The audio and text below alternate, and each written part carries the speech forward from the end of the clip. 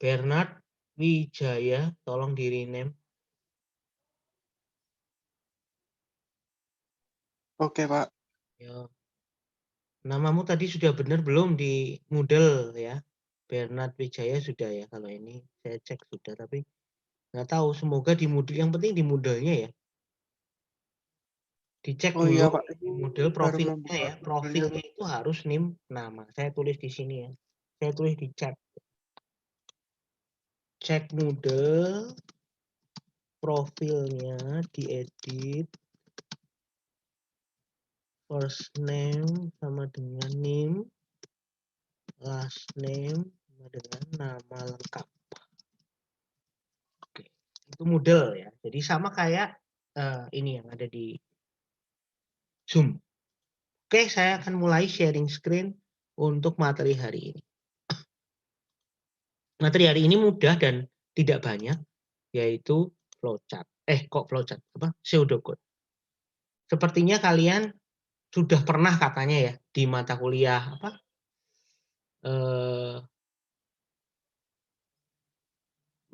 Logika matematika ya? Ya, Pak. Ya. Oke, baguslah kalau gitu. Jadi tambah cepet kan? Yang penting latihannya nanti. Nah, oke,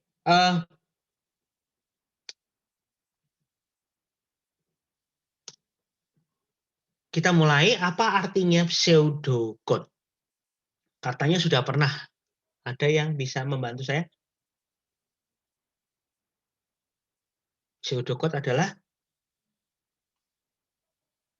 dari arti katanya ya, dari arti katanya dulu.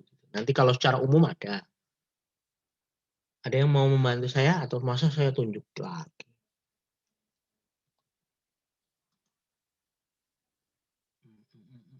Richard coba. Menurut kamu Kalau apa? berdasarkan yang saya pahami Iya, sih, iya, iya. pseudocode itu algoritma yang bentuknya sudah berupa kode-kode, Pak, yang sudah menyerupai codingannya gitu. Oke, berarti algoritma tapi bentuknya dalam bentuk teks ya. Dalam Iya, bentuk teks yang bentuknya sudah mirip seperti kode program ya. Jadi seperti source code ya. Jadi iya mirip betul. seperti source code. Ya, betul gitu. Dan tapi ya ini ada tambahannya, mungkin betul jawabannya ya, tapi eh, seperti source code namun tidak sama persis gitu. Jadi misalnya contoh ya, di Pascal misalnya. Kemarin minggu lalu sudah sedikit saya tampilkan. Pascal itu kalau tahu ya, kalau Anda mengetahui gitu ya, untuk operasi pemberian nilai atau assignment nilai, pemberian nilai itu pakainya titik dua sama dengan. Jadi untuk memberi nilai misalnya A, titik dua sama dengan 10. Berarti nilai 10 itu dimasukkan ke A. Itu adalah Pascal. A titik 2 sama dengan 10. Jadi ada titik 2-nya, bukan cuma sama dengan. Nah, beda dengan C misalnya. Bahasa C sama dengan gitu. Nggak pakai titik 2 kan. Python juga cuma sama dengan, tidak pakai titik 2. Ini contoh gitu. Lalu ada misalnya di bahasa seingat saya Visual Basic ya. Visual Basic itu modulus sisa hasil bagi itu pakainya mod. Nah, tapi di beberapa bahasa pemrograman pakainya persen gitu kan. Ada juga yang mungkin pakai mod atau ada pakai tulisannya modulus misalnya. Ini contoh gitu. Jadi kalau misalnya di dalam pseudocode kita tulis modulus atau mod gitu, itu artinya bukan berarti bahwa itu harus sama dengan Visual Basic misalnya. Atau itu harus sama dengan Pascal, itu tidak. Jadi bisa dibilang pseudocode itu next level dari algoritma gitu ya. Tapi tidak terpengaruh, jangan terpengaruh terhadap oh itu sintaksnya pasti Pascal. Oh itu sintaksnya pasti C. Oh itu sintaksnya Python gitu. Bukan seperti itu. Jadi misalnya saja Anda itu pas kebetulan sekarang pakainya kan bentar saya cek itu ya sudah. Oke. Eh misalnya kebetulan sekarang kita belajarnya Pascal. Kebetulan kita belajarnya sekarang Python gitu kan. Nah, terus kita membuat pseudocode. Nah, ketika kita membuat pseudocode, kebetulan kok ada yang tidak sama dengan sintaksnya Python. Terus kita marah, wah, lu kok nggak jalan nih, gitu. Nah, jangan seperti itu ya, karena pseudocode levelnya bukan source code gitu. Jadi misalnya, berpikir bahwa oh pseudocode ini pasti bisa dijalankan di Python dengan copy paste. Nah, itu tidak bisa gitu. Jadi tidak selalu seperti itu. Jadi artinya jangan sampai Anda terpengaruh dengan bahasanya gitu. Ini dalam pseudocode terutama. Nanti kalau sudah source code ya memang harus sama gitu. Oke ya, sampai di sini perlu dipahami. Terus sekarang saya lanjutkan. Nah, berarti eh, pseudocode itu adalah salah satu representasi algoritma yang paling populer ya. Di flow ada dua ya, yang paling populer yaitu flowchart sama pseudocode. Dua itu. Namun kalau secara programmer, pasti programmer lebih suka dalam bentuk pseudocode. Bahkan ketika kalian menuliskan pseudocode ya di jurnal, di artikel jurnal, jadi kalau kalian membuat publikasi ilmiah, artikel jurnal, itu sudah ada formatnya dalam misalnya dalam bentuk latex ya. Latex itu mirip sebenarnya kayak Microsoft Word gitu, tapi bentuknya mirip HTML gitu ya. Jadi sudah ada sintaks khusus untuk membuat latex. Nah, latex ini untuk format pseudocode itu ada sendiri gitu. Sudah standar internasional. Jadi kalau Anda nulis publikasi, nulis apa namanya artikel gitu ya, artikel tentang publikasi kita, artikel ilmiah, karya ilmiah kita, itu kalau membuat pseudocode itu harus pakai aturan itu. Nggak boleh sembarangan. Jadi sangat populer. Terus kenapa kok dipakai gitu ya? Kenapa kok banyak dipakai? Karena dari sisi bahasa mudah dipahami, mudah dibaca ya, terus kemudian juga mudah ditulis gitu. Terus kemudian memperbolehkan kita sebagai programmer untuk lebih berkonsentrasi terhadap logika pemrogramannya dibandingkan dengan gambar. Bandingkan dengan flowchart ya. Kalau flowchart kan berarti Anda harus lebih ke kerapian misalnya, ke garis-garis misalnya, ke ini garisnya supaya nggak nabrak gimana ya gitu. Gambarnya simbolnya apa ya gitu. Jadi lebih konsentrasinya malah mikirin seperti itu. Ya, jadi kalau pseudocode kan lebih ke teks jadi lebih mudah. Terus terstruktur gitu ya, mirip seperti bahasa Inggris saja. Karena memang bahasa internasional kita adalah bahasa Inggris, jadi ya udah jadi pseudocode. Ditulis dalam bentuk bahasa Inggris. Jadi terstrukturnya lebih jelas. Terus aturan mainnya gimana? Aturan main atau konvensinya, aturannya ya. Yang pertama adalah ditulis dalam bahasa Inggris yang sederhana. Nggak usah pakai bahasa Inggris sastra, tahu ya maksudnya ya. Jadi ini bukan untuk nulis surat gitu ya, tapi lebih ke nulis sesuatu yang supaya semua orang bisa membaca. Karena bahasa Inggris adalah bahasa internasional. Terus kemudian setiap instruksi, setiap teks itu harus ditulis dalam baris terpisah atau di enter ya, bisa dibilang begitu. Di enter atau diberi nomor. Dan nomornya tidak ke kanan tapi ke bawah gitu ya, bukan ke kanan terus gitu. Terus kemudian beberapa keyword tertentu, terutama keyword populer di dalam pemrograman, biasanya diberi bisa berupa huruf besar semua, kapital begitu, atau di bold, atau diberi indentasi, tab gitu ya, supaya lebih mudah memahami membacanya. Terus kemudian ditulis secara urut dari atas sampai bawah atau dari 0 sampai 100 gitu ya, bisa dibilang urutan gitu ya, dari 1 sampai 1000, dari atas sampai bawah gitu ya, diurut. Terus kemudian beberapa statement atau beberapa instruksi bisa digabungkan dalam satu bagian yang namanya modul. Modul atau prosedur atau fungsi. Jadi Anda bisa membuat misalnya call hitung luas, call atau panggil, call hitung luas. Terus kemudian hitung luasnya Anda buat lagi gitu. Jadi bentuk flowchart maupun bentuk pseudocode itu biasanya terdiri dari beberapa prosedur. Supaya apa? Supaya nggak nulis berulang-ulang. Bayangkan misalnya ya, Anda itu punya source code atau kode yang harus dipakai di dalam program itu sebanyak 5 kali.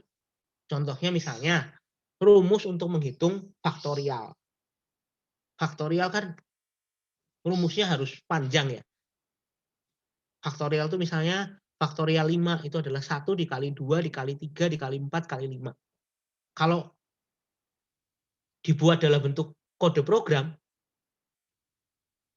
cukup panjang ya, cukup panjang. Dan kalau Anda tulis mungkin misalnya sampai 4 baris atau 5 baris. Padahal faktorial itu dipakai di dalam kode program utamanya sebanyak 10 kali misalnya. Anda bayangkan 10 kali gitu. Nah, 10 kali dikali 5 baris. 50 baris sendiri kalau Anda tulis ulang, berulang. Walaupun di zaman sekarang ada copy paste ya. Nggak masalah, nggak capek Pak gitu. Tapi kodenya jadi panjang ya kan, pseudocode-nya jadi panjang.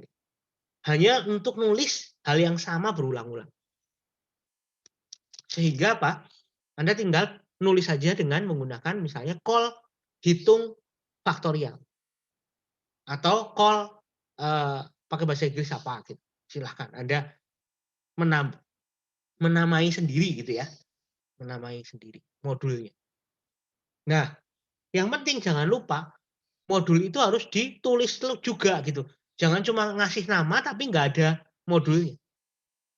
Jadi kalau Anda sudah menulis hitung faktorial, maka Anda harus buat pseudocode hitung faktorialnya. Jangan cuma ada namanya tapi nggak ada pseudocode. Paham sampai di sini ya? Jadi harus ada kode aslinya gitu. Jangan cuma nulis nama doang. Sampai di sini. Terus beberapa instruksi atau keyword penting di dalam pseudocode. Misalnya set, print, read, if, for, while, repeat, dan lain-lain. Mungkin Anda sambil mengingat-ingat di logika matematika ya. Anda sambil ingat-ingat, ada nggak keyword-keyword yang mungkin Anda pernah dengar dari logika matematika yang belum masuk di dalam materi saya nanti. Anda bisa tanyakan ya. Siapa tahu saya bisa menambahkan materi hari ini dengan lebih lengkap gitu. Jadi kalau ada pertanyaan tentang yang dulu pernah Anda pelajari lalu di sini belum ada, mungkin bisa ditanyakan. Nah, berarti pseudocode itu punya keyword khusus, bahkan ada aturan-aturannya. Ya, bukan program, tapi menyerupai program. Secara umum, ada 5 operasi dasar yang bisa ditampilkan dalam bentuk pseudocode. Yang pertama adalah operasi input atau menerima inputan, menerima masukan data. Ini paling sering ya terjadi ya kalau di dalam programming itu biasanya ya kebanyakan ya mungkin 80% ada inputnya. Contoh mungkin kalau zaman sekarang kan Anda lebih sering melihat tampilan berbasis mobile, berbasis web, atau bahkan desktop yang ada GUI-nya, bukan yang command prompt gitu ya, bukan yang model konsol. Contohnya misalnya kalau Anda mau ngeplay musik gitu ya, misalnya mau jalanin musik, mau mendengarkan lagu, Anda buka Spotify misalnya, atau Juke misalnya, atau pakai Apple Music, atau iTunes dan lain sebagainya, program dijalankan tapi tidak melakukan apa-apa. Jadi dia menunggu, programnya itu menunggu. Menunggu apa? Menunggu kita memasukkan playlist kita atau memilih lagu dari playlist kita. Walaupun seolah-olah tidak diminta inputin sesuatu ya kan? Anda kan tidak diminta untuk menginputkan sesuatu. Tapi di situ sudah input. Inputnya apa? Inputnya adalah pilihan lagu di dalam playlist. Bukan menulis gitu ya. Bukan memasukkan sesuatu, tapi memilih lagu di playlist itu. Kalau playlistnya masih kosong, berarti Anda harus menambahkan. Nah itu baru input. Anda merasa, oh ini memang saya nginputin. Tapi kalau playlistnya sudah ada isinya, ya kan? Anda tinggal milih kan? Anda tinggal milih lagu mana yang mau Anda pilih, lalu dipilih satu, lalu di play. Seolah-olah tidak menginputkan apa-apa. Tidak ada prompting, tidak ada minta, ayo masukkan gitu kan tidak ada. Tapi itu sudah input bagi bagi komputer. Nah, kalau dalam bentuk konsol, nah kelihatan sekali ya, karena kita belajarnya sekarang konsol, maka kelihatan sekali. Read, input, get, atau prompt. Nah, ini kata-kata atau keyword dasar yang biasanya dipakai dalam bentuk inputan. Anda mungkin bisa menambahkan, ada yang mungkin Anda pernah dengar. Read, input, get, atau prompt. Ada lagi mungkin? Pak ini atau apa gitu. Kalau pakai bahasa Indonesia gimana? Jangan, karena ini kan bahasa kita menggunakan pseudocode ya. Jadi artinya kalau bisa ya standar. Ada lagi yang mungkin Anda pernah dengar untuk input?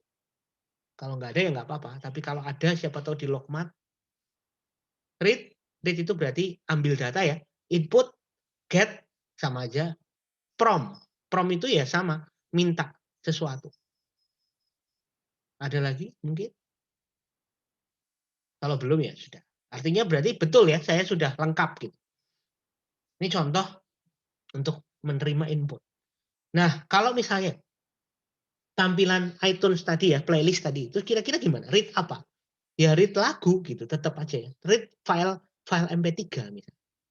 Gitu. Jadi tetap walaupun kita nggak ada nginputin sesuatu gitu ya, tapi di dalam pseudocode-nya kalau Anda buat iTunes misalnya ya, Anda membuat Spotify misalnya, maka Anda harus tetap memasukkan input atau read file lagu gitu, atau read MP3-nya.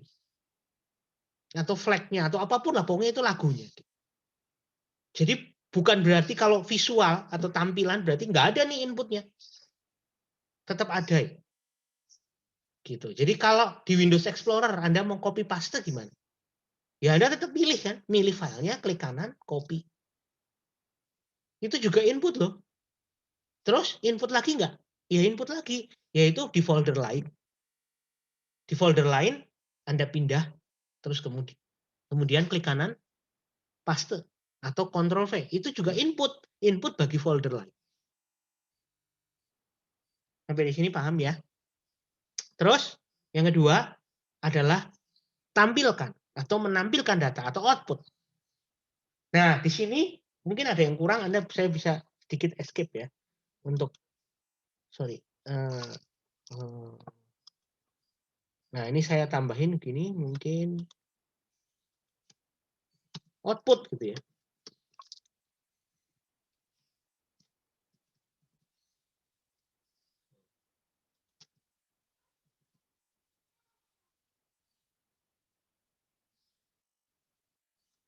Gini ya.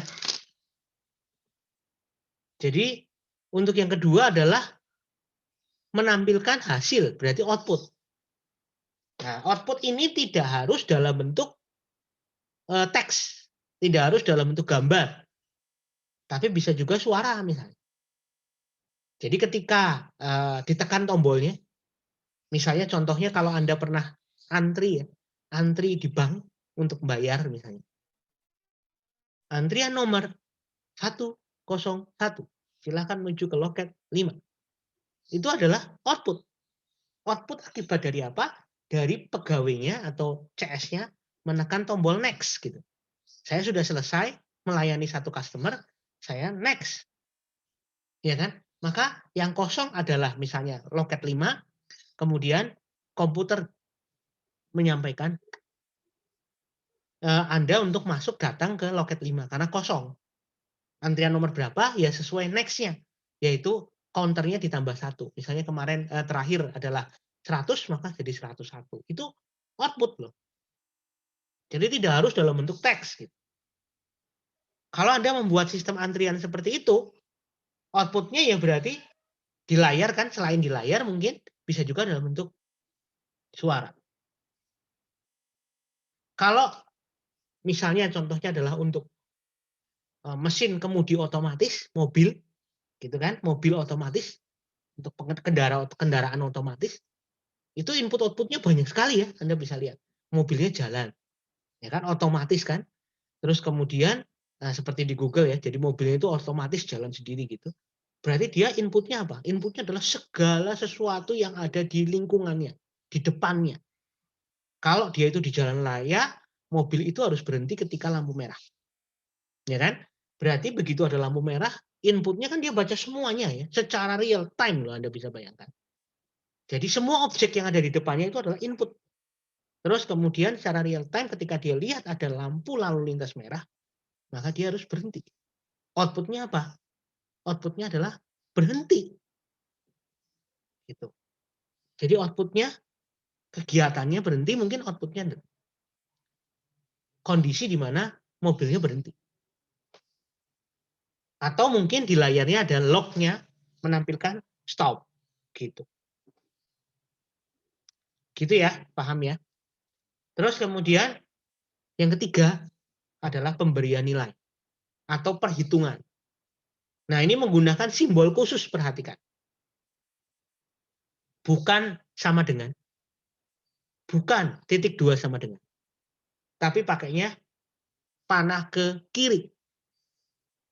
Nah, ini simbol yang jarang, mungkin ya, nggak semua dunia menggunakannya. Kenapa? Karena susah untuk membuat simbol itu, gitu kan? Repot. Beberapa, terutama di internet, biasanya menggunakan sama dengan.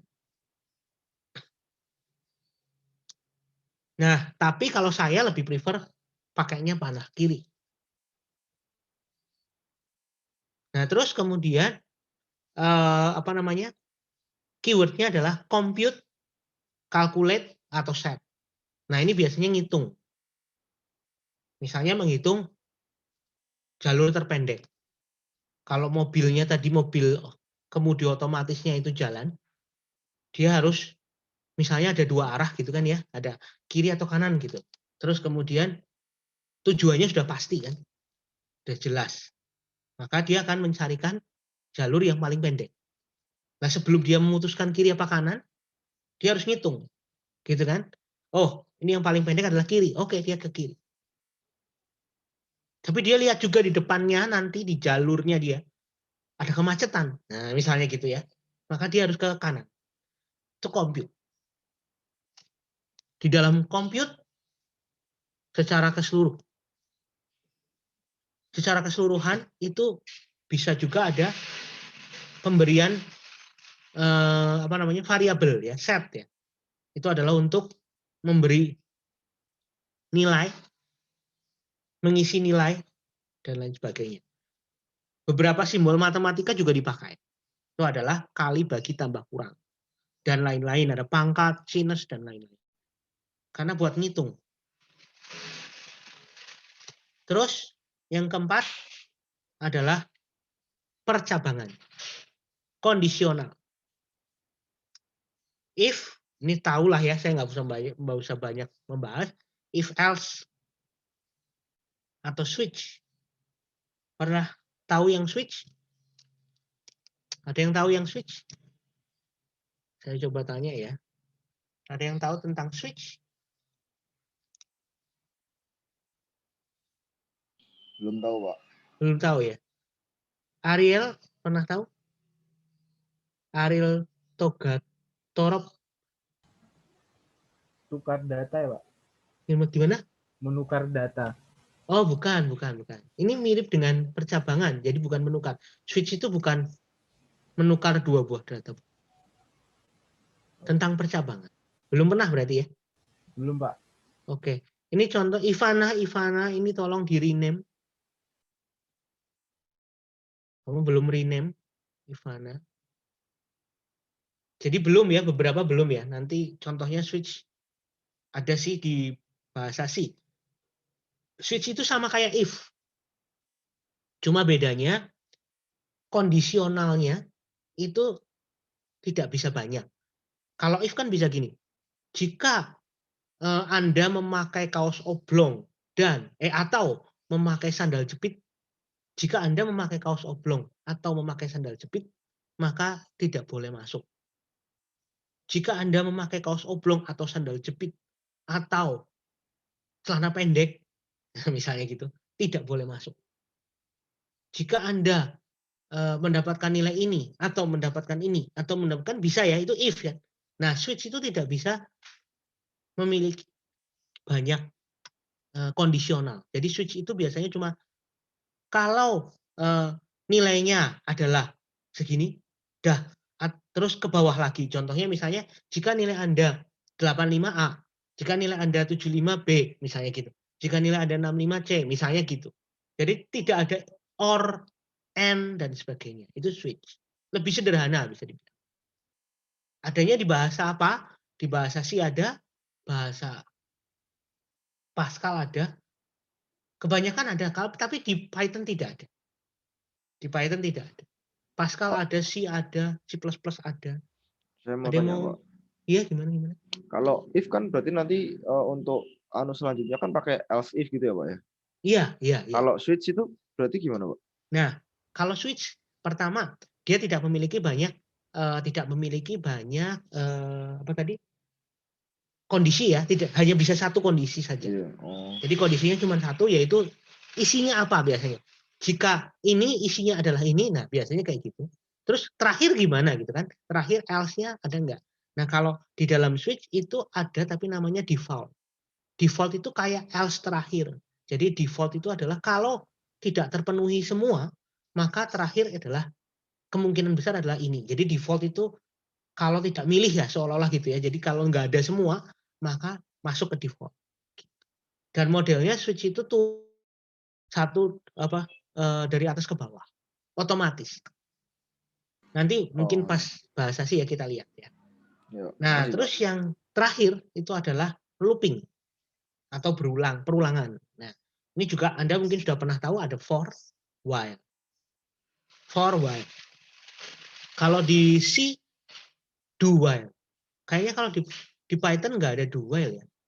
Cuman ada while aja. Jadi for sama while kalau di di Python. Nah, repeat nggak ada juga di Python. Repeat adanya di Pascal. Repeat until namanya. Repeat until. Jadi diulang sampai gitu ya. Repeat until apa? Nah, jadi tidak semua bahasa pemrograman memiliki sintaks itu. Oke, next. Kalau perulangan Anda mesti tahu ya. Kalau percabangan Anda ngerti. Misalnya di dalam kenyataannya, dalam coding atau dalam real world gitu ya. Itu berarti misalnya ketika ada proses penghapusan, terus yes no misalnya itu adalah contoh percabangan. Terus kemudian kalau perulangan contohnya melakukan perulangan sesuatu ya, misalnya mengcopy file, kemarin sudah pernah saya sampaikan. Mengcopy 5 file sekali. 5 file berarti kan satu-satu gitu. Melakukan sesuatu yang diulang kan. Lalu burning CD misalnya, CD-nya mau di-copy ya, di-burn ke CD, filenya ada 10, berarti setiap file itu di-burn satu-satu, itu kan sama. Convert CD audio menjadi MP3, ada 5 lagu, di-convert menjadi MP3, berarti melakukan hal yang sama 5 kali gitu kan. Nah biasanya kalau ada datanya banyak itu biasanya kemungkinan besar ada looping. Jadi kalau datanya lebih dari satu, kemungkinan besar ada looping. Kenapa? Karena semuanya diproses dengan cara yang sama kan. Gitu. Berarti kalau ada 5 data, ya diulang 5 kali. Ada lagi nggak yang bisa menyebutkan contoh looping di dalam komputer? Menampilkan tulisan 1 sampai 5 itu juga looping ya. 1, 2, 3, 4, 5. Countdown itu juga ya looping. 10, 9, 8, 7 dan sebagainya sampai 1. Terus contoh lagi tadi nomor antrian. Antrian nomor 100, antrian nomor 200, 201, 202 itu looping. Itu perulangan. Kenapa bisa berulang? Karena tahu next-nya berapa. Gitu. Berarti itu melakukan perulangan. Nah, ini contohnya dengan menggunakan keyword read dan get. Nih. Nah, di sini ini karena ini mirip algoritma ya. Jadi bisa jadi read student name ini kalau memang Anda mau bentuknya lebih mirip ke algoritma, Anda bisa student spasi name. Bisa kayak gitu ya. Tapi kalau Anda pengen itu adalah dalam bentuk variabel, maka Anda bisa di underscore ya, kayak gini ya. Jadi Anda bisa nulis dua-duanya sih, karena ini masih belum dalam bentuk belum dalam bentuk coding ya. Jadi masih nggak apa-apa kalau Anda mau read student name gitu ya boleh. Read nama pengguna boleh.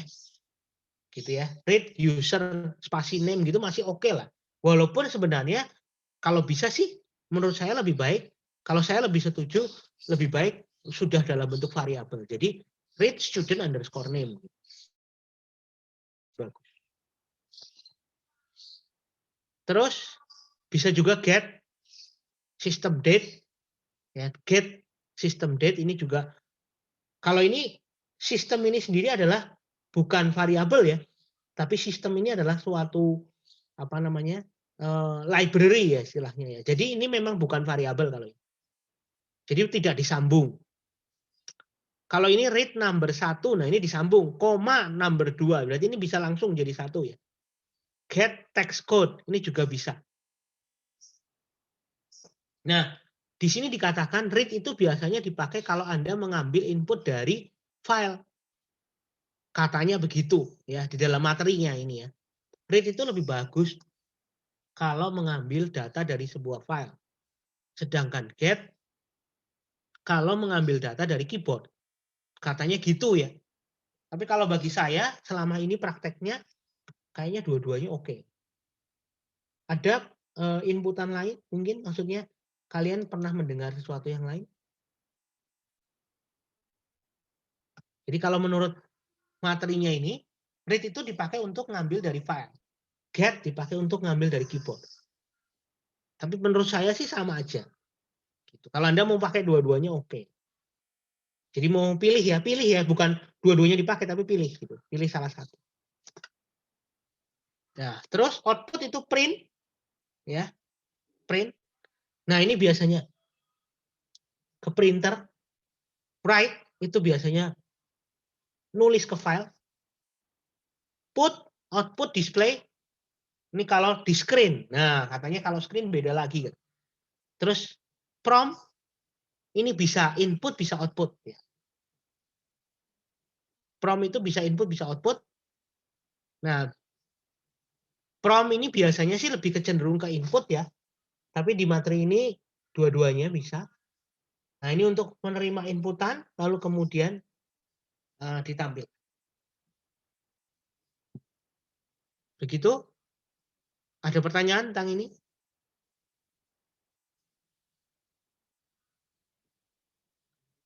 Ada yang belum jelas? Pak, saya ingin bertanya, Pak. Ya? Saya ingin bertanya, kalau Iya, scan iya. F itu apa ya, Pak? Apa? Scan? Scan F. Oh, scan F. Kalau scan F itu untuk bahasa C. Jadi spesifik terhadap bahasa pemrograman. Scan F itu berarti menerima input dalam bentuk format tertentu. Scan F. Jadi scan itu ngambil, terus F-nya itu format. Nah, formatnya apa? Kalau di bahasa C. %D, %F, %S. %D itu artinya desimal, ya, atau bilangan bulat. %F itu float, %S itu adalah string atau kalimat atau teks. Jadi scanf itu adalah menerima input format khusus bahasa C. Kalau di bahasa C++ kemarin ada cin, ya ada cin. Nah kalau di Pascal read learn. Nah itu kan beda lagi. Jadi ini tidak boleh sesuai dengan bahasa karena ini masih pseudocode. Gitu ya. Oh, oke, Pak. Ya. Makasih, Next. Pak. Terus compute itu berarti ngitung. Nah ini ya tadi simbol ini keluar nih ya. Panah kiri ya. Ini artinya apa? Pernah lihat yang kayak gini? Anda sudah nggak bingung lagi dengan model kayak gini?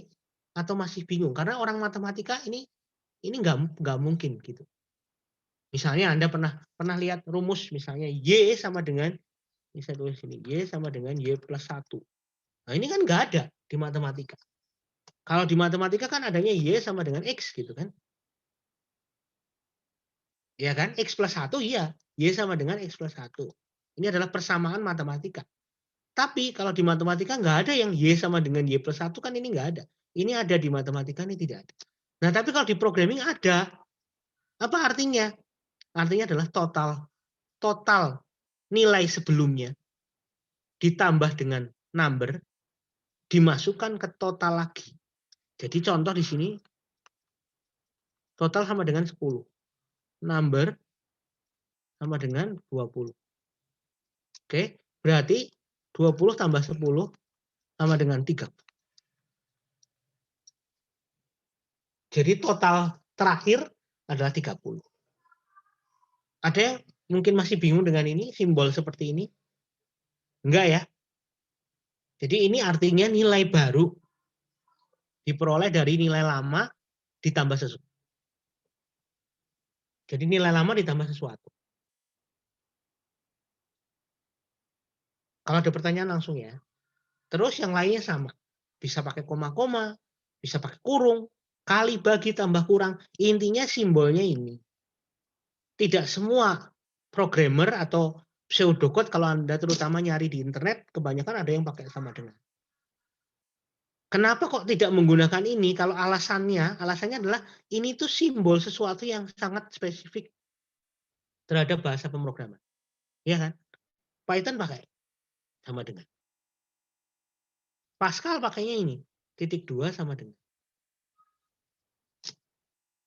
Berarti kan ini tuh menjadi simbol programming. Makanya lebih aman pakai ini.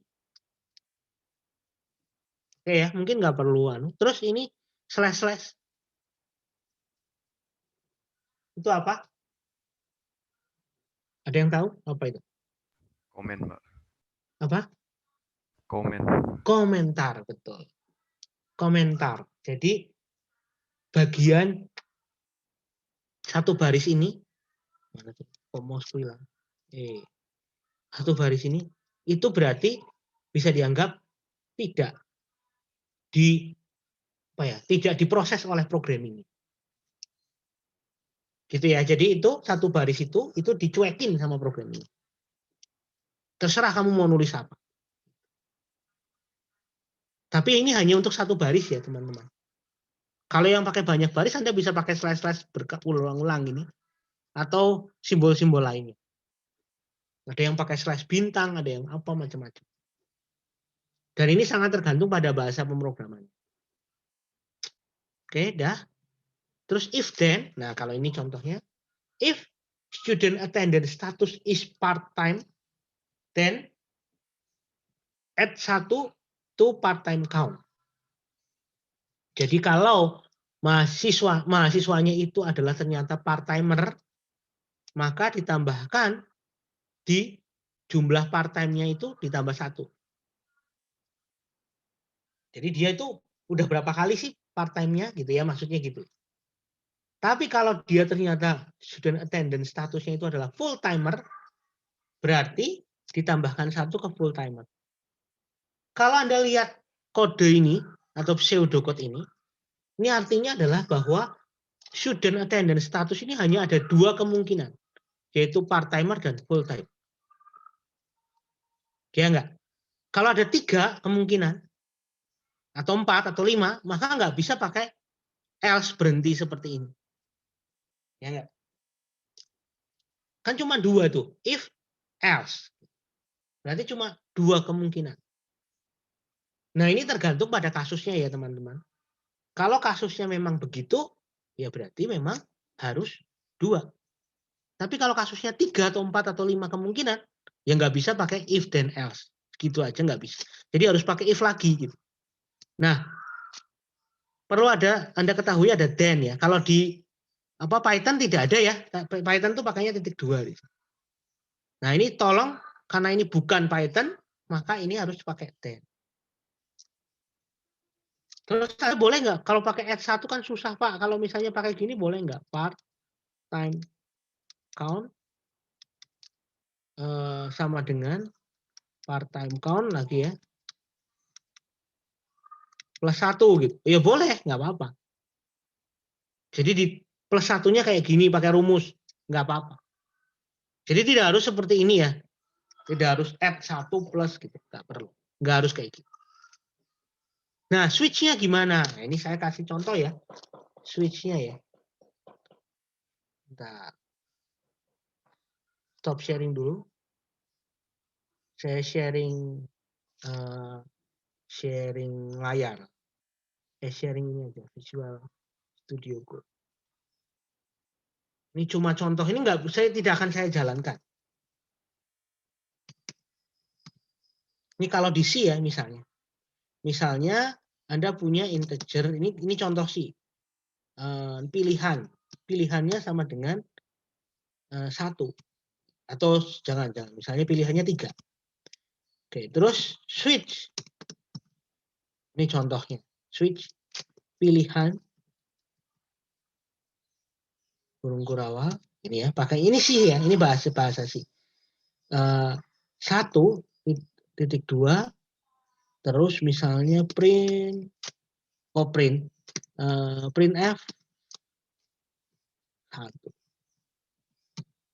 2 berarti print F 2. Terus 3 misalnya berarti print F 3.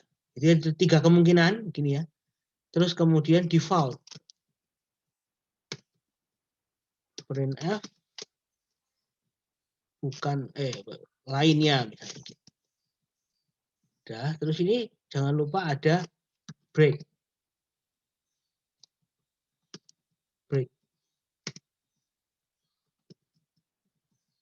Nah, ini coret-coret gini karena ini kodenya Python ya. Nah, modelnya seperti ini, teman-teman. Itu switch ya. Artinya apa? Ini kurang titik koma ya. Artinya apa? Kalau di C, pilihan Anda itu nilainya 3. Ya, ini integer ya. Pilihannya nilainya 3. Lalu dia cek. Apakah pilihan itu 1? Bukan. Loh kok tahu bukan? Ya karena ini kan dicek apa ya, istilahnya dicocokin ya. 3 sama 1 kan beda. Maka dia tidak akan ke sini. Terus dia turun. Loh nggak ada else-nya loh Pak. Memang nggak ada. Karena C itu, model switch itu tidak ada else-nya. Dia turun otomatis. Dia ngecek 2 beda, maka turun otomatis lagi. 3 ya kan? 3 iya kan? Maka dia ngeprint tampilan 3 ke layar. Terus break. Ya kan? Kalau break berarti dia akan turun ke bawah. Nah, terus misalnya saya buat 4 gitu ya.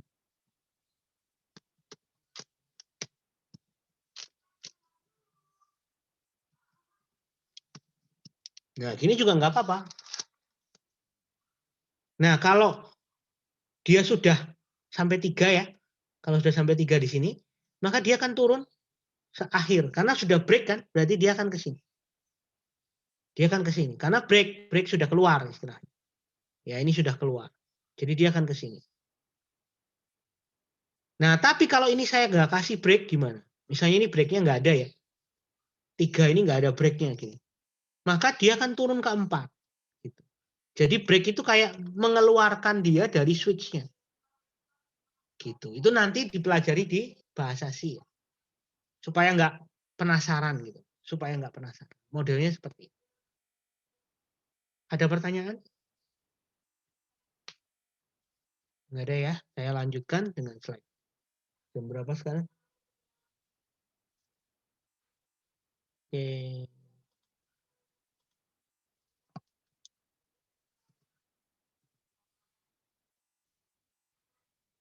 Bentar.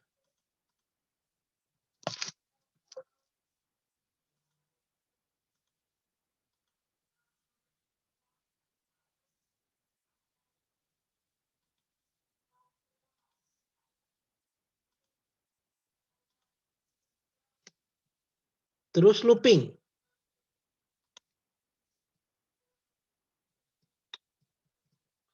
Looping pakainya do while atau while do atau repeat.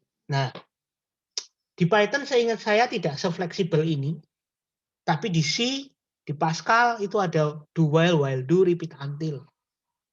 Nah, bedanya apa? Anda pasti tahu yang namanya for ya. Kalau for kan jelas ya. For atau sudah pernah lihat for dari 1 sampai 10. For 1 sampai 10 kan jelas. Awalnya 1, stopnya 10. Awalnya 1, stopnya 20. Itu namanya for. Awal dan akhirnya jelas. Itu for biasanya dipakai untuk model-model yang sudah jelas mau berapa kali sih ngulangnya. Nah, kadang di dalam programming itu tidak selalu jelas. Contohnya, mau ya, terus berhentinya kalau ditekan cancel, gitu ya. Ditekan cancel baru berhenti. Nah, atau hal-hal yang kita nggak ngerti kapan sih berhentinya. Contohnya misalnya booting Windows. Booting Windows itu progress bar-nya apa? Biasanya bukan berupa progress bar yang modelnya 1 sampai 100 gitu. 100%-nya kapan kita nggak ngerti, bener nggak? Loading internet itu juga tidak tahu. Kapan sih kita bisa tahu bahwa internet kita itu sudah selesai apa belum gitu. Beda dengan download ya. Kalau download itu kan jelas ya, filenya itu 100 kilo. Berarti dari 0 sampai 100 kilo harus terdownload. Jadi bisa ngerti 100%-nya kapan. Itu mudah. Tapi kalau streaming kita nggak tahu, ya kan? Streaming biasa dalam bentuk live ya, live streaming itu biasanya kan nggak tahu kan, progress bar-nya 100%. Karena kita nggak ngerti live streaming kok, ya kan? Berarti nggak ngerti kapan berakhirnya. Tapi kalau streamingnya model YouTube, kan tahu videonya selesai di berapa menit, maka progress bar-nya ngerti. Internet loading kita nggak ngerti, modelnya adalah hanya berupa progress bar yang muter-muter gitu kan, progress bar yang muter-muter. Nah, kalau Anda tidak tahu kapan berhentinya pada hitung ulang, bisa menggunakan do while atau while do. Tujuannya adalah while itu berarti kan selama ya, selama. Jadi Anda tidak tahu gitu, selama do while. Nah, terus kapan berakhirnya? Ya berakhirnya ya kalau ada sesuatu yang men-trigger. Misalnya kalau di dalam internet, misalnya dia loading terus gitu kan ya. Terus kemudian ternyata dalam waktu 1 jam kok belum berakhir, maka disebut time out. Misalnya kayak gitu. Jadi ada peristiwa yang memungkinkan dia itu berhenti gitu. Nah, lebih mudah menggunakan do while karena kalau for kan kita nggak ngerti gitu ya. For-nya itu mau sampai kapan ya, itu kita nggak tahu. Nah, biasanya menggunakan do while atau while do. Gitu. Bedanya di mana? Kalau do while berarti while-nya kan di atas nih. While-nya kan di atas. Berarti programnya ini ngecek dulu di awal. Apakah student total itu kurang dari 50? Gitu. Dia bertanya, ya. Ini dipastikan dulu. Apakah student total itu kurang dari 50? Kalau iya, maka kerjakan perintah di bawahnya ini. Kalau tidak, ya berarti nggak ngerjain. Program ini ditulis tapi tidak dikerjakan. Jadi di skip, dilewati. Nah, kalau do dulu ya, while-nya di bawah, do saja tapi while-nya di bawah. While-nya di bawah ya di sini. Kalau do while-nya di bawah berarti apa yang terjadi? Dia itu ngerjain 1 kali dulu, mengerjakan 1 kali terlebih dahulu, baru dicek. Bedanya di situ. Kalau while-nya di atas, maka bisa terjadi tidak dikerjakan sama sekali. Karena sudah salah. Tapi kalau while-nya di bawah, maka dia pasti dikerjakan 1 kali dulu. Nah, ini juga terjadi di repeat until. Repeat until. Berarti kan repeat, ulang dulu, nggak tahu apa yang terjadi, ulang dulu 1 kali. Jalankan dulu 1 kali, baru dicek di bawah. Jadi kalau pengecekan itu dilakukan di bawah, berarti program pasti akan dikerjakan minimal 1 kali. Karena pengecekannya di bawah. Gitu. Jadi Anda masuk dulu istilahnya, baru dicek. Beda dengan kalau gerbangnya di depan atau pengecekannya di depan. Ya kan? Kalau pengecekannya di depan berarti ditahan dulu, diperiksa dulu. Nah, itu perhatikan untuk masalah-masalah seperti itu. Kapan harus pakai yang dicek di awal sama yang dicek di akhir? Nah, itu ada kasus-kasusnya. Nanti sepertinya ada di materi ini. Jadi entah bukan hari ini ya, tapi nanti di berikut-berikutnya. Ada kasus-kasus yang kita nggak cocok kalau harus dicek di depan. Harus diceknya di akhir. Ada yang kayak gitu. Jadi ini sangat logika kalian tuh harus main gitu ya. Bisa dibilang harus benar-benar dipakai. Kita harus pakai yang mana gitu. Itu yang paling penting kan. Intuisinya. Tapi intuisi juga dipakai karena logika ya. Karena logikanya jalan. Oke, terus kalau ini yang sequence itu berarti urut-urutan aja, nggak masalah ya kalau itu. cuman urut 1, 2, 3, 1, 2, 3, lanjut. Nah ini perintah-perintah apapun lah gitu. Anda mau ngapain ya terserah, itu lanjut. Kayaknya tidak terlalu harus dibahas. Kondisi tadi sudah ya. Ini statement kondisi tadi sudah. If, then, else, dan sebagainya. Selection, nih contoh-contohnya. Nanti kita langsung praktek aja ya. Oke, terus repetition tadi juga sudah. Do while dan sebagainya. Diulang, yang mana? Yang diulang adalah di bagian statement block ya. Yang diulang tuh ini ya. Ini batasnya ya. Awal dan akhir. Lalu tengah-tengahnya ini yang diulang. Jadi kalau di dalam prakteknya, read student record, print student name, address to report, sama add 1 to student total ini adalah diulang. Yang diulang 3 ini. Jadi bagian di dalam inilah yang diulang. Anda membuat program hang, gitu ya. Program Anda tuh dibuat terus untuk hang gitu ya. Nggak pernah berakhir, gampang. Kalau sudah pakai perulangan, Anda bisa membuat program itu hang. Kenapa kok bisa hang? Karena perulangannya tidak pernah berakhir. Nah, perulangan yang tidak pernah berakhir atau bisa dibilang infinite loop, gitu ya, terjebak di dalam lingkaran itu, perputaran. Nah, itu bisa menyebabkan Anda programnya hang. Gitu ya, karena perputarannya di situ terus. Nah, itu jangan sampai membuat program seperti itu. Itu adalah repetition.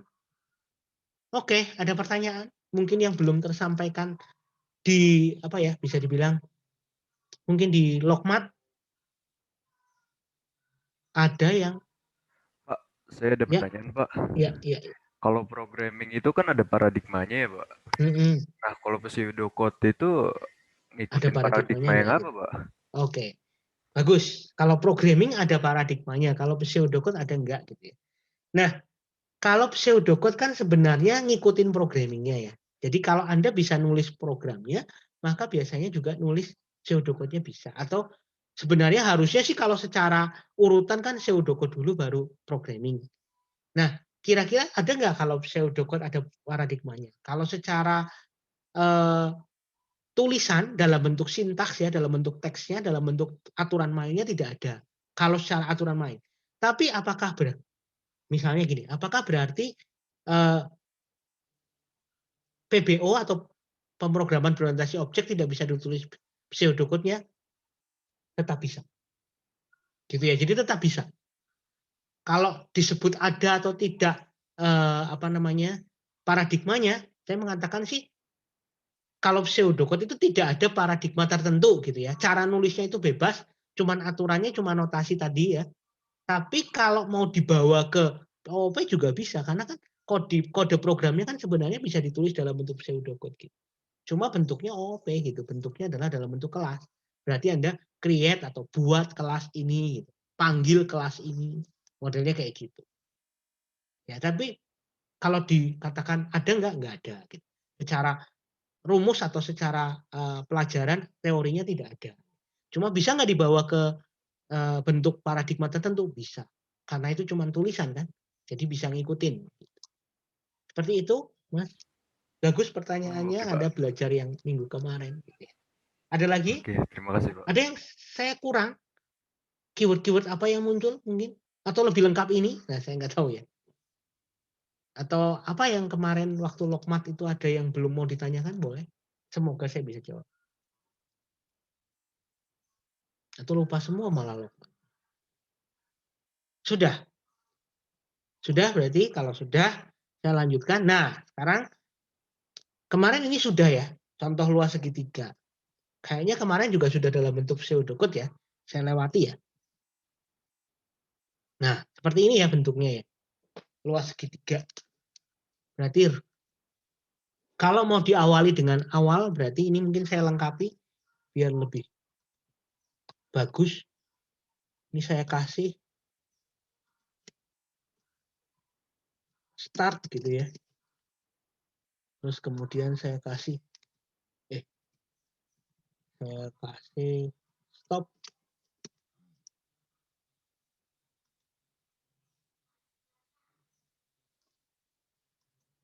Gitu ya. Jadi bisa saya tambahkan begitu.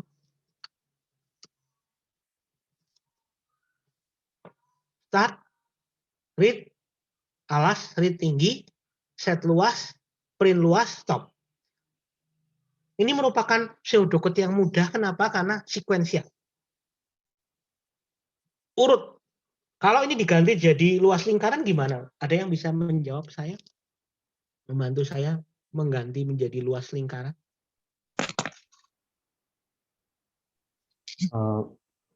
Ya, Kalau siapa? saya berarti Arsriel, ya. start, Start ya. Read apa? jari-jarinya berapa, Jari-jarinya, betul. set luas, Sama dengan pi kali r kuadrat, ya, pi kali r print kuadrat. luas, stop. Stop, betul. Lebih pendek ya. Lebih Ya. pendek. Nah, tapi dalam beberapa hal, ini tadi oke ya, betul ya. Read jari-jari, betul.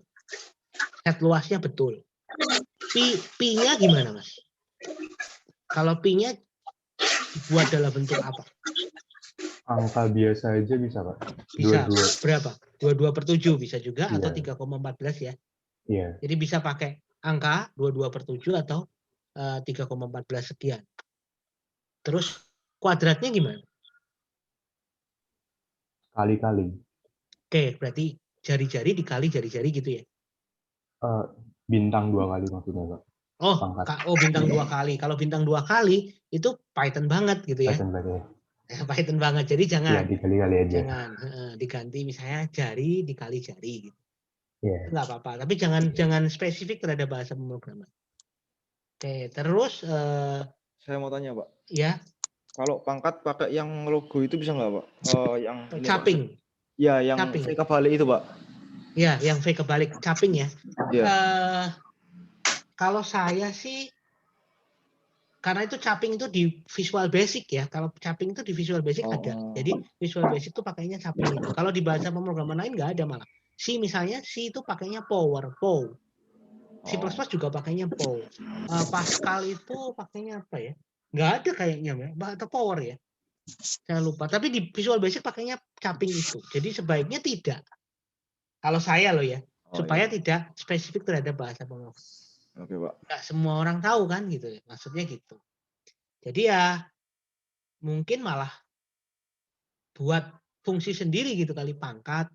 Mungkin seperti itu. Iya, Pak. Ya. Terus misalnya diganti apa ya? Luas keliling coba sekarang. Kalau keliling apa yang bagus? Keliling bujur sangkar atau keliling persegi. Ada yang mau bantu saya? Keliling persegi. Read-nya jadi sisi ya, Pak? Ya, sisi. Read-nya jadi sisi, betul. Terus? Read-nya sisi, terus set luasnya itu sisi kali 4. Iya, sisi kali 4. Betul. Karena persegi kan bujur sangkar ya. Jadi sisi ditambah sisi, tambah sisi, tambah sisi. 4 kali sisi. Betul. Ya, berarti sudah paham ya. Karena kan modelnya cuman pasti itu sudah jelas gitu. Jadi sekuensial, terus pasti, urut gitu, dan rumusnya pasti. Jadi secara apa ya namanya, semua orang harusnya kalau buat itu kan sama gitu. Untuk kasus seperti ini tuh oke gitu, karena memang sudah pasti. Gitu. Model-model rumus seperti ini biasanya harusnya sama semua gitu. Kalau salah berarti malah salah dong gitu. Gitu ya, itu adalah contoh kasus yang model begini. Nah, sekarang percabang. Bentar, saya hide dulu biar enggak. Bisa nggak? Pseudocode yang menerima input koordinat dalam bentuk Cartesius X, Y, lalu menampilkan kuadran dari titik itu. Kalau X, Y-nya 0,0, berarti dikatakan titik pusat gitu ya. Kalau X, Y-nya itu adalah positif semua, maka kuadran 1. Kalau X, Y-nya adalah seperti di gambar itu ya, X-nya negatif, Y-nya positif, maka kuadran 2, ya, maka kuadran 2, dan seterusnya. Kalau menempel di sumbu X atau X-nya 0, Y-nya bebas, itu ditulis menempel di sumbu X, dan sebagainya. Ada yang mau mencoba atau men-share mungkin sudah mengerjakan.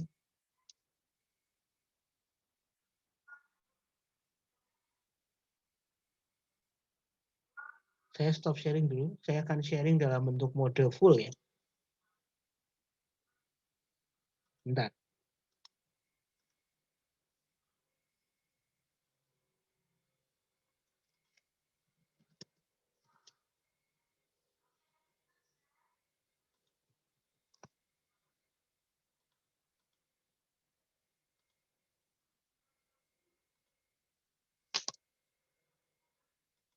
Ada yang mau mencoba?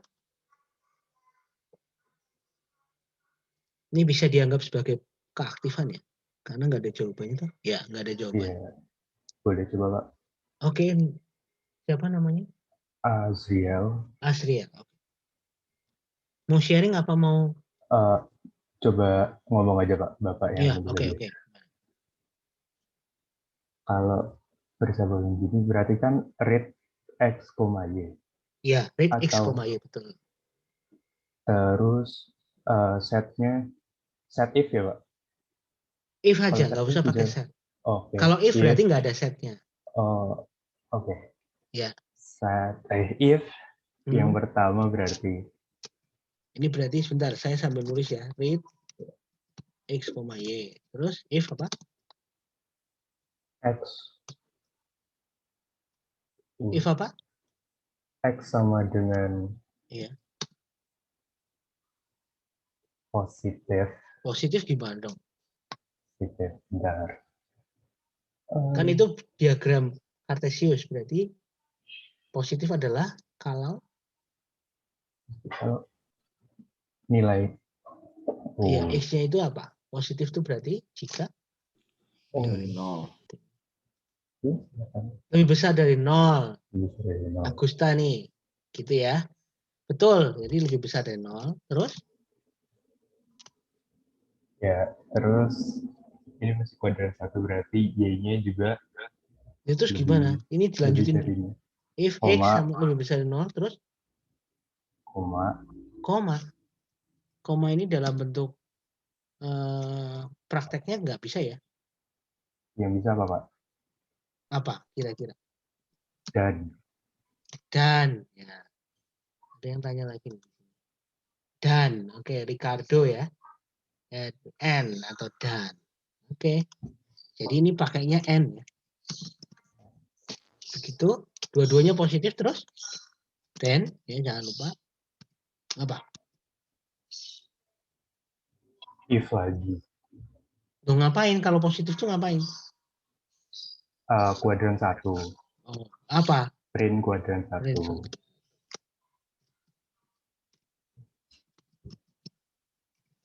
Gini ya. Iya. Terus? Masuk if lagi. If atau else if? Saya nggak tahu. Kamu mau pakai if? Else if? Iya. X. Kurang dari 0. Dan Y lebih dari 0.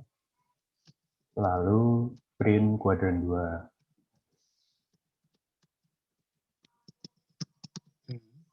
Elif lagi. If X kurang dari 0 dan Y kurang dari 0, maka saya belum ngecek nih ini benar apa salah. Print kuadran 3.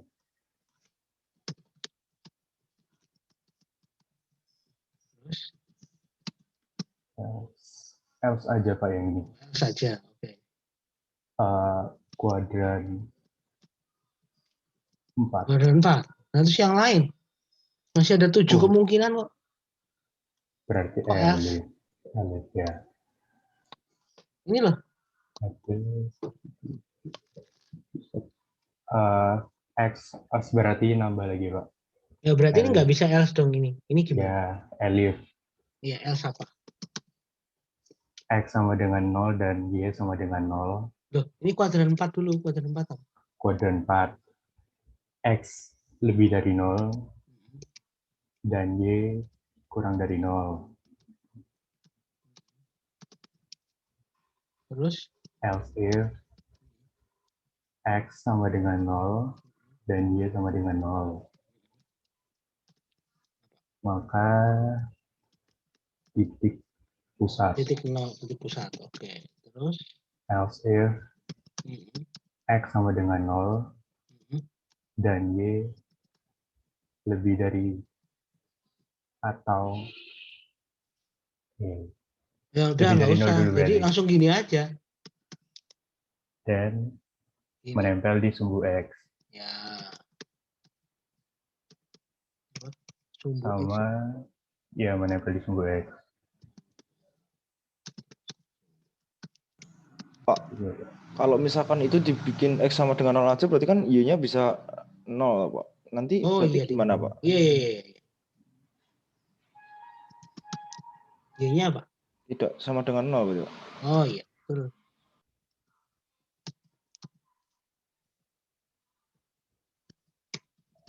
Ya. Ini berarti langsung ya? Ya. Sudah habis toh? Seharusnya sudah menempel di sumbu Y. Oke. Ya. Berarti tadi ada berapa orang yang sudah? Lumayan ya. Tidak sama dengan ya.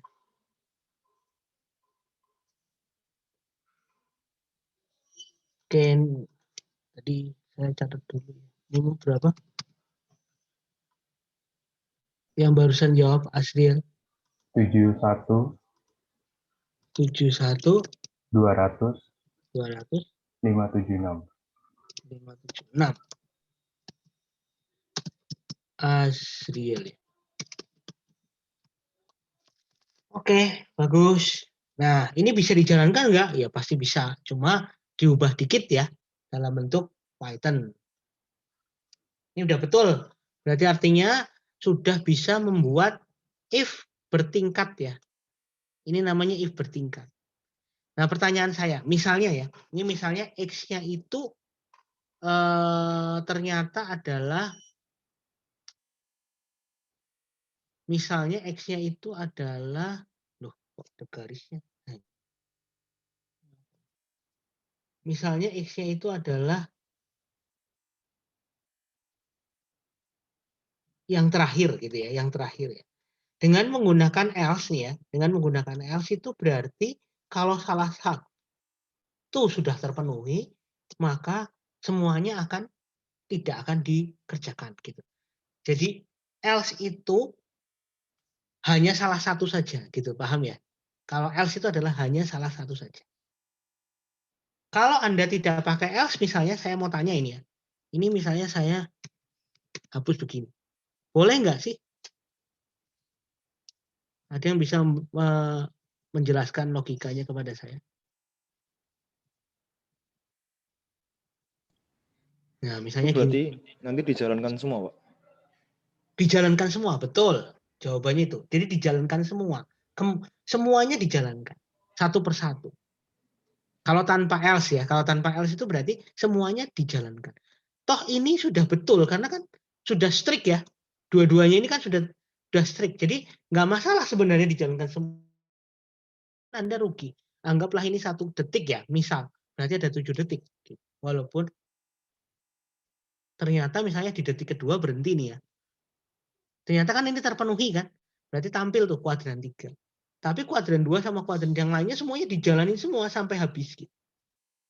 Nah, jadi pakai L sama enggak itu ada keuntungannya, ada kerugiannya juga. Pertanyaannya mungkin, apakah harus selalu pakai else? Yo, gimana menurut kamu? Kan kalau dalam kasus ini bagus yang pakai else kan? Karena cuma salah satu saja terpenuhi udah keluar. Jadi cuma 1 detik. Ya maksimal 7 detik gitu. Paling cepat ya 1 detik gitu. Seolah-olah kalau di pertama sudah terpenuhi. Nah, kalau misalnya dalam kondisi apa? Mungkin pertanyaan saya adalah dalam kondisi apa? Justru else-nya itu harus dibuang. Ada yang bisa membayangkan? Kondisi apa else-nya itu harus dibuang?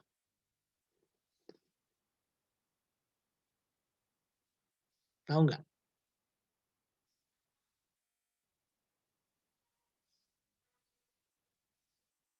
Belum ya? tahu contohnya ini. Saya kasih contoh. Kalau Anda daftar registrasi di web, ya kan, ada inputan di web, ya text box ya. Text box biasanya adalah username, tolong diisi, alamat, tolong diisi, nomor telepon, tolong diisi. Ya, ada 10 text box di situ. Kalau Anda pakai else, pengecekannya gini. Jika username kosong, maka message box atau tampilkan tulisan tolong diisi username. Kalau pakai else, berarti apa yang terjadi? Bisa melanjutkan? Ada yang mau melanjutkan saya? Berarti Kalau nanti, itu ada 10 text box, nanti lalu yang kita ngecek kosong atau tidak kan? Namanya registrasi kan harus dicek tuh satu persatu. Masa username-nya kosong? yang bawah nggak bisa Iya, munculkan betul. itu, Pak. Betul. Jadi ketika text box itu pertamanya misalnya sudah oke, padahal salah satu sudah terpenuhi ya, pokoknya intinya di bawahnya itu masih kosong gitu padahal. Nah, kalau pakai else berarti cuma satu tok yang dicek. Paham sampai di sini? Ada kasus di mana else itu justru tidak boleh. Dalam kasus secara umum, else itu bagus banget karena cuma salah satu. Jadi kalau Anda yakin itu salah satu saja, jadi itu sebagai satu kesatuan dan itu salah satu saja yang harus terpenuhi, gunakanlah else. Tapi kalau Anda di situ kasusnya adalah harus semuanya dicek, maka tidak bisa pakai else. Paham sampai di sini? Jadi kasusnya nggak selalu bahwa else itu harus paling bagus, enggak. Gitu ya. Jadi itu lumayan kan menambah ilmu. Jadi tidak semuanya harus pakai. Contoh kasusnya ya kayak tadi itu. Saya lanjutkan. Ini coretan apa ya? Coretan di. Ya ini sekarang. Ada yang udah mengerjakan? Percabangan ini Saya mau menghitung tanya, Pak. akar gimana? Kalau misalkan tadi kan bisa pakai N ya, Pak ya? Iya. Nah, N itu maksimal berapa, Pak? Atau hanya 2? Boleh. Maksudnya sebanyak Boleh banyak. Oh. Boleh. N gitu maksudmu? Iya, boleh. Jika ini dan ini dan ini dan ini gitu bisa, boleh. Oh. Contohnya berarti kemarin. Kasus waktu pas Xbox tadi bisa, Pak, pakai itu, Pak. Oh, maksudmu itu di dalam textbook 10 kamu langsung jika textbook 1 dan textbook 2 Ya, dan tapi nanti kosong gitu. Iya, tapi nggak bisa print per itu, Pak, per kotaknya gitu maksud saya. Bisa, pakai kayak gitu juga boleh. Berarti cuma satu if malahan. Iya kan? Malah cuma satu if jika ini kosong. Tapi kalau or, kan bisa juga or kan? Jika salah satu kosong, maka ngomong harus diisi semua gitu. Boleh pakai kayak gitu, boleh. Oh iya, Pak. Nggak apa. Oke, terus antara or sama n Anda harus tahu ya. Kalau n itu kan berarti semuanya harus terpenuhi kan ya. Semuanya harus terpenuhi. Secara logika kita kan beda dengan logikanya komputer. Jadi jika A, N, berarti kan artinya jika salah satu kosong, ya kan, maka jadi salah gitu. Kalau mau milih salah satu kosong harus pakai or. Gitu. Justru or. Jika salah satu kosong maka langsung bilang error. Tapi kalau N malah jadi nggak error. Ada yang sudah mengerjakan soal ini untuk yang rumus akar kuadrat? Untuk ngitung ini?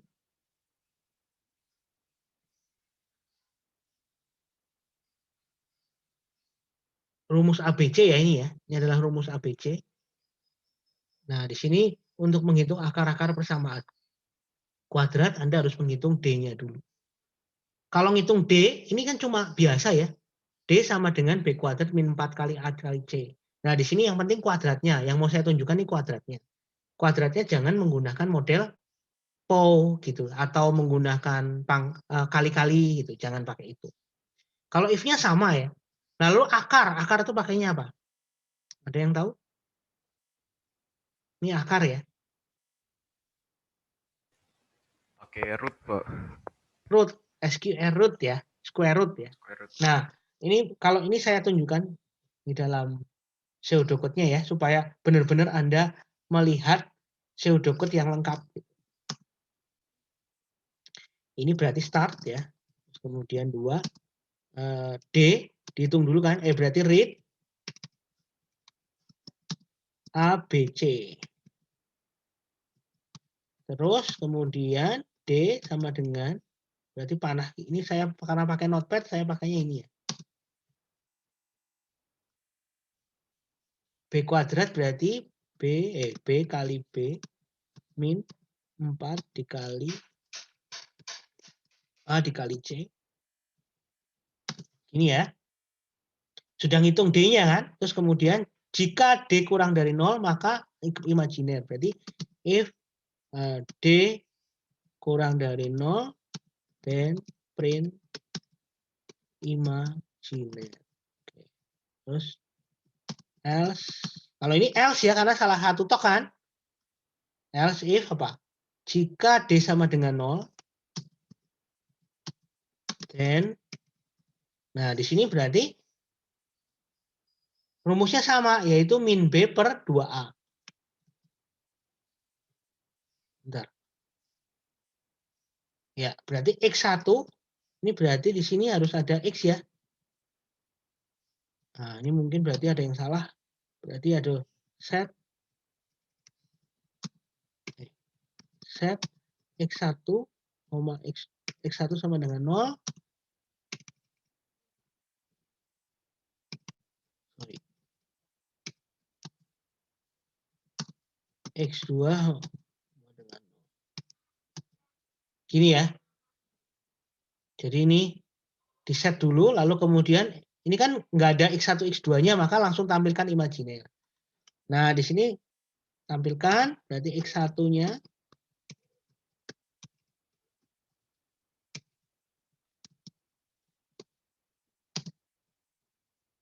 X berapa tadi? Min B per 2A ya. Min B dikali per 2 dikali A. Ini ya. Terus 7 X1 X2 sama dengan X1. Nah, gini ya. Terus nomor 8. Ini kan berarti then do step 6 sampai 7. Nah, terus else if terakhir apa? D lebih besar dari 0 ya. Then apa? Do 9. Nah, ini apa? X1 sendiri ya. Min B plus DX1 min B plus akar ya. Nah, ini pakai SQRT ya.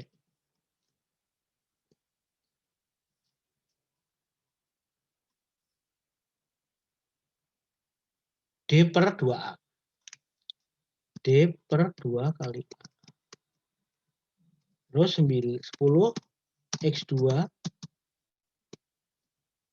min B min ya. Enggak apa ya, min B min SQRT D per 2 dikali A. Gini ya. Terus nomor 11, ini berarti kan do kerjakan langkah 9 sampai dengan 10. Oke, terus sudah ya, habis ya. Lalu print, terakhir print X1. Mulai mungkin X1 gitu, terus nanti 12 print X2. Terus 13 stop. Begitu?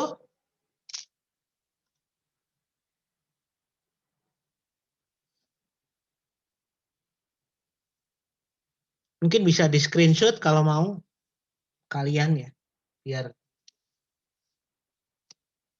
Nah, perhatikan saya menggunakan huruf ABC kecil, X1, X2-nya pakai huruf besar, maka saya konsisten ya. Jangan menggunakan huruf-huruf yang berbeda. D-nya besar, ini D-nya juga besar. Oke. B-nya kecil. A-nya kecil. Panahnya ini ya, karena saya nggak bisa gambar kan. Ini panah maksudnya. Ada yang salah atau yang kurang?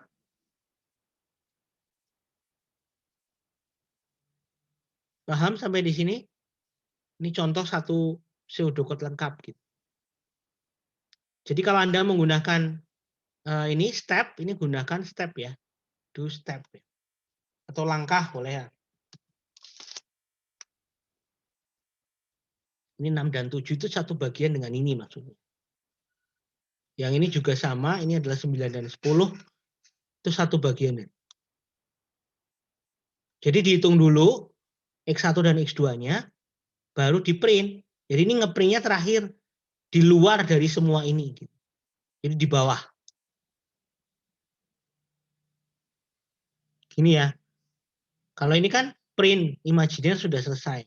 Nah kalau mau lebih detail, mungkin ya bisa juga then print imajiner. Terus ini koma go step 13.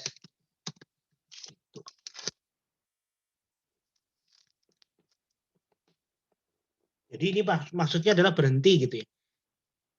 Sudah stop.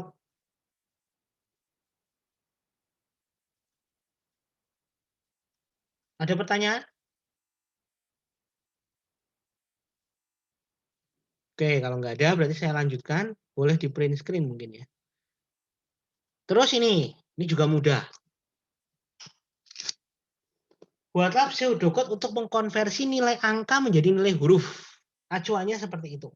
Ya biasa ya, sebagai dosen saya melakukan ini ya. Kalau di Excel, saya menggunakan if gitu kan. If di Excel.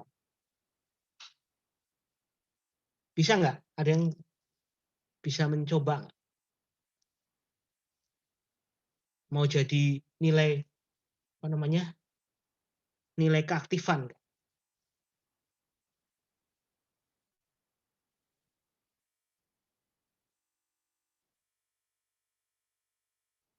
Jadi inputannya adalah angkanya ya, nilai angkanya ya. Misalnya 86. 86 kan A kan? Terus ada A minus, B plus, dan sebagainya. Ada yang mau mencoba? Pak, saya mau tanya dulu, Pak. Itu berarti nanti X-nya dibikin apa? Nilainya dibikin satu variabel gitu kah, Pak? Boleh. Nilainya dimasukkan dulu ke variabel gitu boleh, atau mau langsung di print boleh. Nilai apa? Nilai angka apa nilai huruf sih? Nilai yang maksudnya untuk menentukan bahwa dia itu dapat nilai apa gitu loh. Maksudnya angka-angka. Angka. Oh, kan berarti bisa langsung input, boleh diinputkan dulu, boleh langsung di set, boleh, terserah. Jadi misalnya nilai angka sama dengan 86, udah langsung di set dulu gitu juga. Kalau misalkan nilai angka sama dengan X gitu loh, maksudnya dibikin variabel dulu gitu, Pak. Boleh, berarti kamu nanya dong pada pengguna. Input. Iya, input, ya boleh.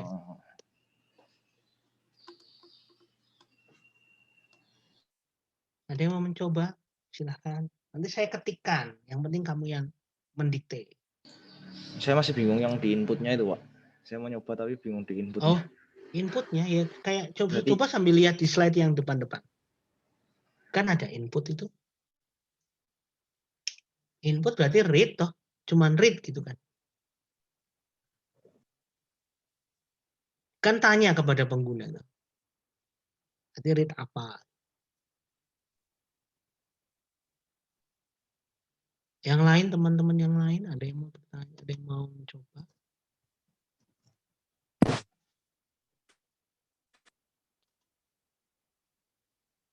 Boleh coba, Pak? Ya, boleh. Apa namanya? Dedi. Iya, Pak, Dedi, Pak. Ya, oke. Silahkan, saya akan ketik. BTW tadi Chandra jadi mau coba nggak? Kalau mau coba. Nah, mau Chandra apa mau Dedi? Silahkan. Kamu aja. Ya.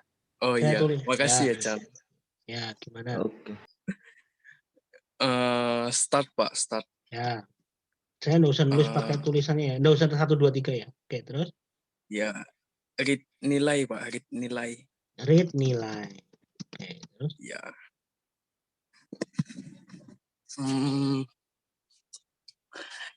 Pakai if, Pak. Pakai if. Pakai if. Terus if nilai lebih kecil sama dengan 100,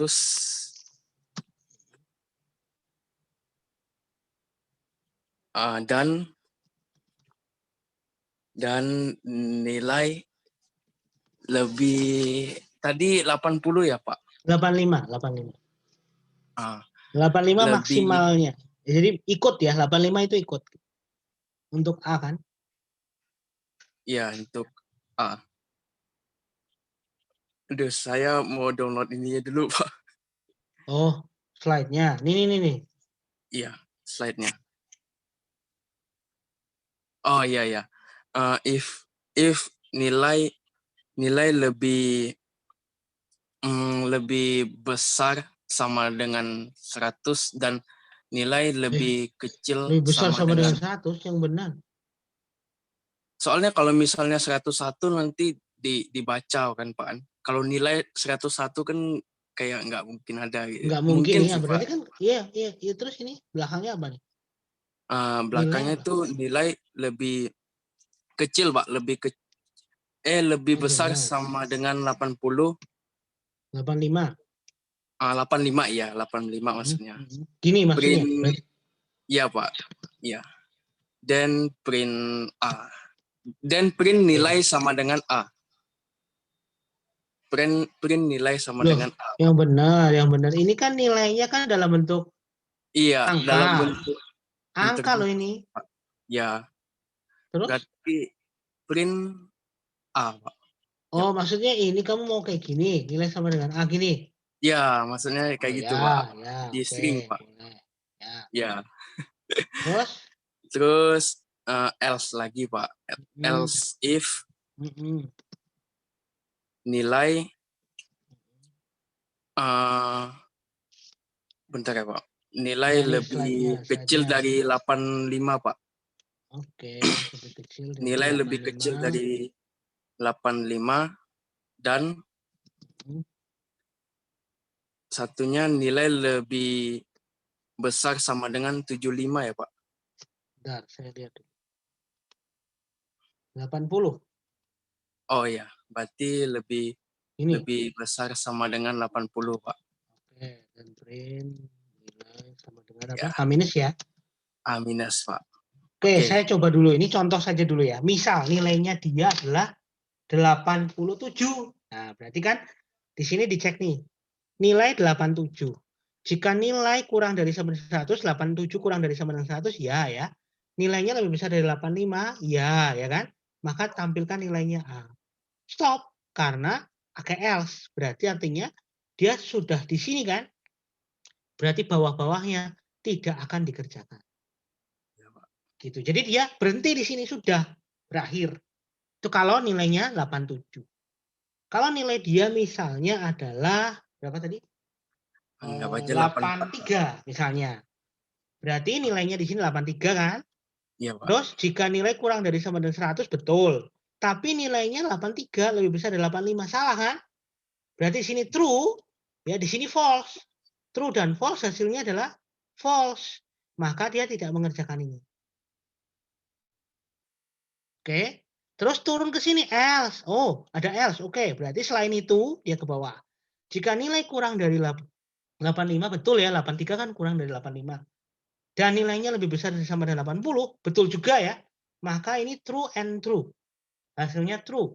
Maka tampilkan A minus. Stop. Gitu. Dan seterusnya ya, saya nggak usah nulis lagi. Berarti betul ya teman Anda ya. Capek kan nulisnya, yang pasti udah tahu gitu. Nah, yang justru yang saya mau tuliskan adalah yang terakhir. Terakhirnya gimana, Mas? Yang nilai terakhir E itu. Nilai terakhir E itu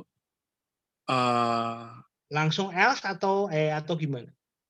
Kalau menurut saya lebih kecil dari 45 aja, Pak. Berarti tetap ditulis ya? Iya, Pak. Else if gini gitu ya maksudnya ya. Nilai ya, kurang dari 45. Dah, ya. Udah, langsung. itu aja. Ya. Then print nilai sama dengan E ya. Iya, Pak. Nah, tapi kalau nilainya negatif kan jadi ini juga masuk ya, Mas. Iya, juga masuk, Misalnya. Pak. Jadi bisa juga dengan kalau mau strict banget gitu ya. Maksudnya kalau pengen strict itu bisa menggunakan termasuk itu nilai lebih besar sama dengan 0 gitu. Iya, Ya kan? Pak. Jadi itu kalau mau strict. Model seperti ini ya, Mas. Teman-teman semua ya perhatikan. Ini kalau model seperti ini itu kan strict sekali nih. Batasnya kiri kanannya itu kan sudah jelas ya. Berarti sebenarnya misalnya nggak pakai else pun itu kan bisa ya. Ya nggak? Misalnya ini saya hapus. Nilainya dia 83. Ya pasti dia akan ngecek di sini. Ternyata bukan. Maka dia ngecek sini juga kan. Dan ternyata iya. Maka dia nampilin tulisan nilai A-. Tapi di bawahnya juga dicek. Itu kalau mau pakai tanpa else. Aman, tetap aman. Kenapa tetap aman? Karena nilainya sudah dibatasi dengan sangat jelas. Ya enggak? Sudah dibatasi dengan sangat jelas. Nah sebenarnya, ini tadi teman Anda betul ya, tadi Dedi ya. Saya tulis dulu NIM-nya berapa? NIM-nya 71293, Pak. Satu berapa? 71293. 593. Oke, Dedi. Nah, ini saya mau menunjukkan. Jadi kalau nggak pakai else itu pun bisa, karena sudah strict. Ya kan? Cuma rugi karena berulang-ulang. Dia nyoba berulang-ulang. Gitu. Nah, ada model lain. Ini mau saya kembalikan dulu biar sesuai dengan yang tadi Dedi lakukan ya. Saya mau nulis model lain. Ini saya coba lain ya. Ini model yang lain. Read nilai. If nilai lebih besar dari 85, lebih besar sama dengan 85, then A. Gini aja, misalnya print A. Else if nilai lebih besar sama dengan berapa tadi? 80, then print A-. Bisa nggak kalau model kayak gitu? Bisa, Pak. Bisa ya, tapi harus urut. Nah, yang ini nanti jadi 101 bisa ya. Berarti yang depan sendiri ini harus dikasih N nilai kurang dari sama dengan 100. Yang lainnya boleh pakai gini. Jadi nggak perlu pakai N gitu. Nah, ini else-nya juga bisa. Else if nilai lebih besar sama dengan misalnya berapa tadi? 75. Then print B plus. Else. Terus terakhir else-nya ya ini kalau saya titik-titik. Else print gini ya juga bisa, tapi minus bisa gitu. Jadi ini tergantung apa ya. Anda benar-benar kalau memang harus strict, maka pastikan if Anda itu semua kemungkinannya harus apa ya sudah dicoba gitu ya. Maksud saya begitu. Tapi kalau memang tidak strict banget ya nggak masalah. Kalau model seperti ini kan jadi lumayan ya, mengurangi loh, ini loh, mengurangi ini loh, mengurangi model ini, mengurangi N-nya.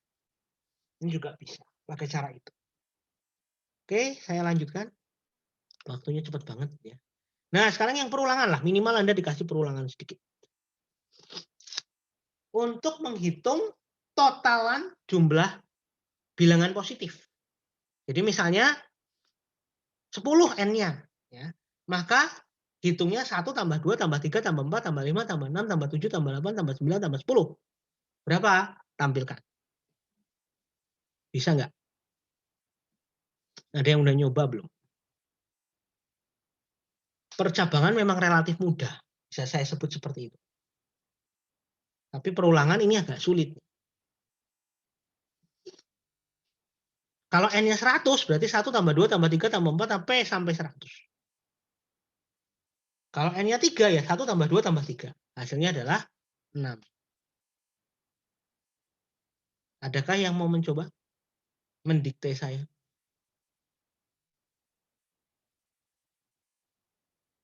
Poin keaktifan.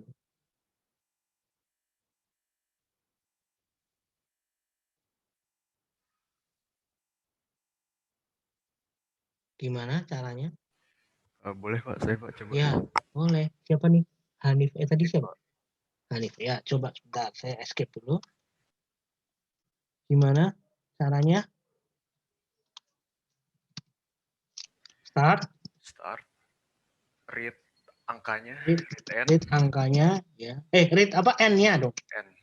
Ya, terus? Habis itu for. Gimana?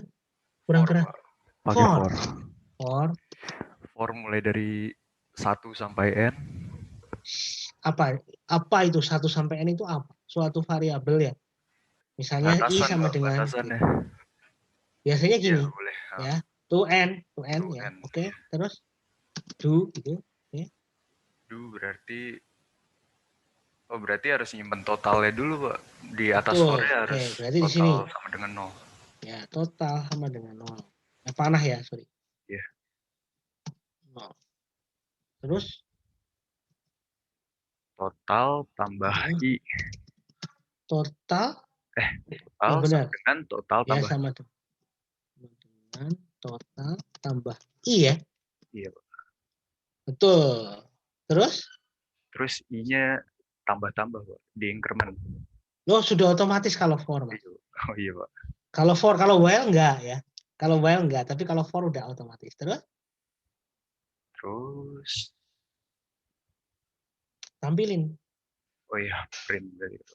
Print apa? Print total. Oke, ya. Ada yang belum paham, teman-teman? Ini betul. Ya. Kok bisa gitu pertanyaannya? Kok simpel banget kan itu kan? Mungkin ya. Apa itu? Kenapa bisa seperti itu? Logikanya begini. N itu berarti kan berapa banyaknya ya? Ini sudah jelas ya. Total sama dengan 0 ini penting sekali, teman-teman. Jadi set bahaya. Ya, ini bahaya ini. Kalau ini nggak ada, ini malah bahaya. Mengapa? Karena di dalam komputer kita total itu nggak jelas berapa.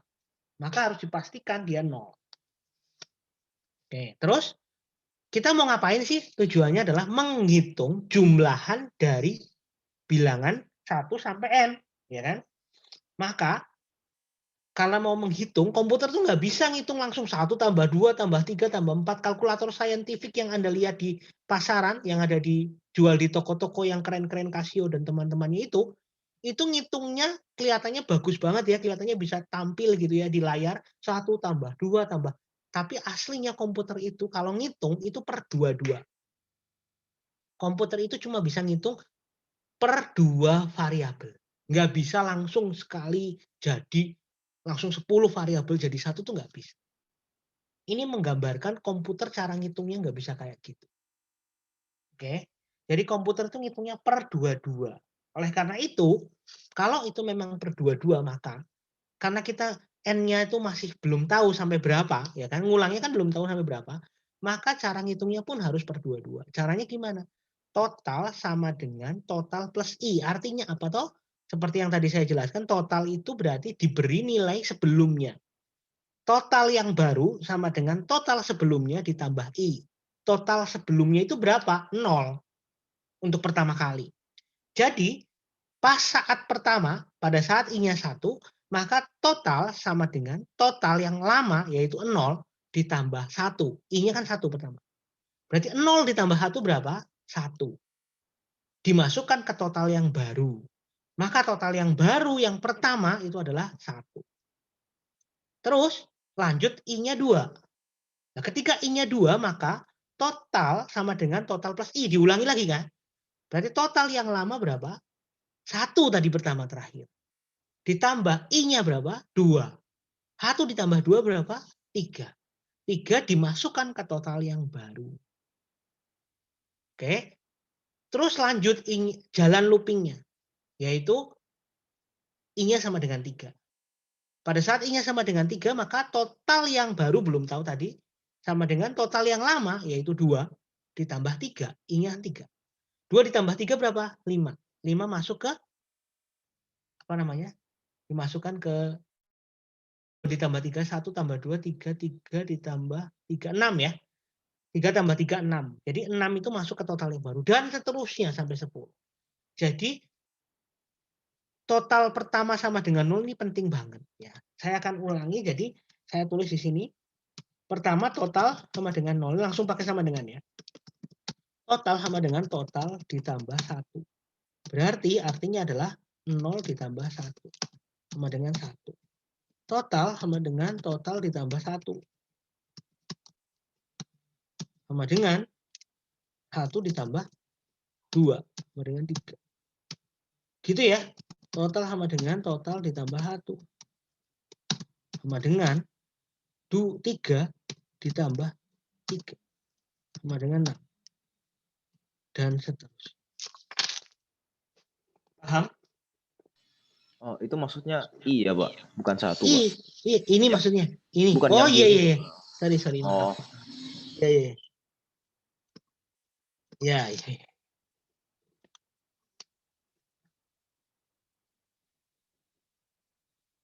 Bisa dipahami di sini? I-nya gerak terus ya, 1, 2, 3. I-nya tuh gerak sampai 10 misalnya. Atau sampai 20. Tapi totalnya penting banget harus dinolin dulu.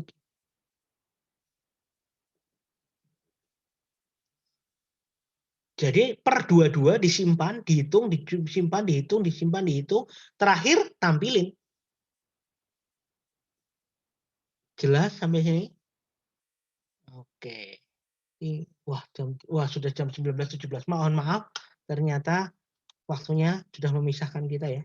Ini nanti ini ada lagi nih, perkalian 2 buah bilangan tanpa operator kali. Ini tantangan menurut saya nih, belakang-belakang ini tantangan nih.